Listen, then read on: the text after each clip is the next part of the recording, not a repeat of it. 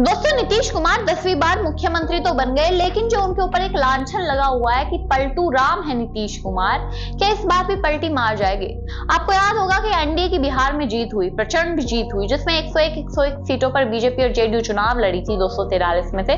तो जेडीयू के खाते में 84 सीटें गई, तो वहीं बीजेपी के खातों में 79 सीटें गई, यानी 89 सीटें गई। लेकिन सवाल उठकर सामने यह आया है कि नीतीश कुमार जो पलटू राम कहे जाते हैं, जो कभी इस पार्टी में कभी उस पार्टी में चले जाते हैं, क्या चुनाव आयोग अब उन पर सवाल उठाएगा? क्योंकि एनडीए की जीत को देखा जा रहा है कि जो एग्जिट पोल बता रहे थे कि सिर्फ जनता इसलिए पसंद कर रही है, औरतें ज्यादा बिहार में इसलिए वोट देकर आई क्योंकि 10-10 हजार रुपए उनके खाते में गए हैं। चुनाव आयोग कहता है कि रेबड़ी बांटने का काम नहीं करना, चुनाव से पहले आपको कोई भी योजनाएं नहीं ज्यादा साझा करनी, नहीं बताना कि महिलाओं के खाते में ना पैसे भेजने, किसी के पास पैसे वैसे नहीं देने।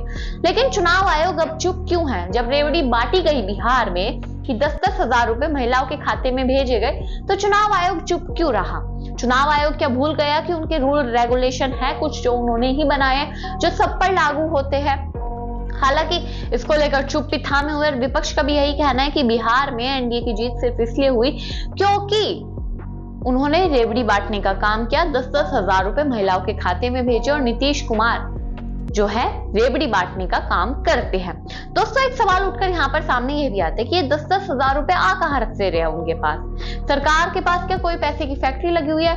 इनकम टैक्स जो दिया जाता है सरकारी कर्मचारियों द्वारा, जो आम जनता द्वारा, क्या वह टैक्स का पैसा यहाँ पर बांटने के लिए यूज होता है? बिहार में इतने अहम मुद्दे थे, जैसे बेरोजगारी का मुद्दा था, पलायन का मुद्दा था, शिक्षा का मुद्दा था, स्वास्थ्य का मुद्दा था, लेकिन उन सभी मुद्दों पर ना तो एनडीए ने बात की, ना बेरोजगारी पर बात की। बात किस पर की कि हम आपके खाते में 10-10 हजार रुपए भेजेंगे, और उन्होंने पैसे भेज भी दिया और चुनाव आयोग इस पर चुप भी रहा।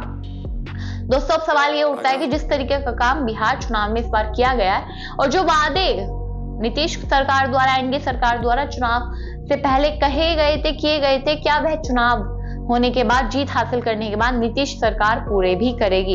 एक सवाल यह भी उठता है कि नीतीश कुमार जब से 10वीं बार बिहार के मुख्यमंत्री बने हैं, जो कि अभी लेटेस्ट 2024 में भी उन्होंने शपथ ग्रहण की थी और अब 2025 में दोबारा शपथ ग्रहण किया, उनको सिर्फ मंत्रिमंडल में 26 में से 8 नेताओं की उनकी मंत्रिमंडल में जगह मिली है, यानी जेडीयू के सिर्फ 8 मंत्री हो गए। जिसके बाद सवाल यह भी उठ रहा है कि नीतीश कुमार कठपुतली बने हुए हैं।